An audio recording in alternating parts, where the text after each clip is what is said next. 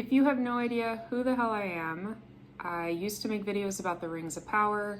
I got bored of that, and now I'm back with some new ideas to talk about books and travel. So stick around if you want to. I thought, since I'm leaving Italy in, I think it's now 47 days, and I'll be heading back to the US, I would give my final ranking of the top 3 places I've been in Italy. None of these are super off the beaten path or anything like that, but they're also not the main major cities that people tend to go to when they visit Italy. So yeah, I mean, why not? Let's just get into it. So the first number 1 place is Bolzano. I would love to go back and do a deeper trip up the Dolomites, but Bolzano, for anyone who's interested, is very accessible. You can reach there on the high-speed train. I think it was like a 6-hour train ride from Rome, so quite easy. And from Bolzano, you can take lifts up into the mountains, and you can walk all around and get these gorgeous mountain views very easily. So it's super accessible, even if you're not super into hiking.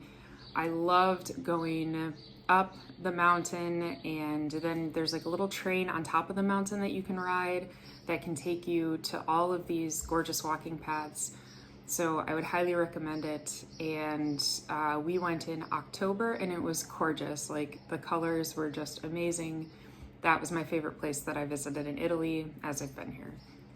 My second favorite place is Narni. Narni is about an hour train ride from Rome. But once you get there, there's not a ton of public transportation offerings, so I think it's a little less popular than other day trips like Tivoli or even Orvieto. But once you actually get up into the little village, it is amazing. There's so much good hiking around Narni. Narni itself, it feels quite large. I mean, there's a lot of medieval hilltop towns in Italy, and they can all start to feel the same, but they're all amazing in their own way. And I think Narni was it had the right amount of tourist level where you felt like there were other people about, but at the same time, places were not crowded or overrun. And there were just some gorgeous views of like old abandoned monasteries. And as I said, there's quite a bit of hiking to do in the area. I didn't have any hiking gear with me at that time, so I stayed in the village, but yeah, I really loved it. And it was a big surprise. I went because a colleague recommended it, and that was it. The third place is the place I was just at a couple days ago, Polignano a Mare. This is not the least touristy place in the world, I will say that.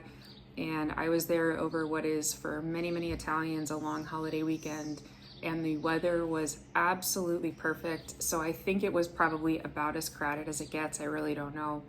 But it was just stunning. The whole city was so clean, and it had this really like white crisp feeling. It really kind of gave me the kind of feeling I would expect to have in like Greece or just the Aegean Sea in general. So I highly recommend Polignano a Mare. And then Bari was also quite fun. That's where I actually stayed. So I got to Bari, stayed overnight, took the train down to Polignano a Mare, spent the day there, came back, stayed another night in Bari, and came back to Rome.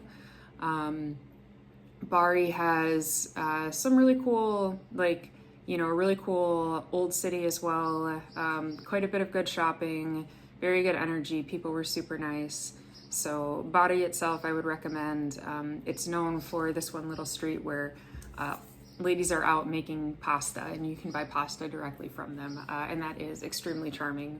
So those are my top 3 recommendations if you ever come to Italy. Again, these aren't obscure or anything like that. I just definitely think if you're looking for some places to go in Italy that are not kind of on that big hook route of Naples, Rome, Florence, Milan, and Venice, these are some ones I would highly recommend checking out.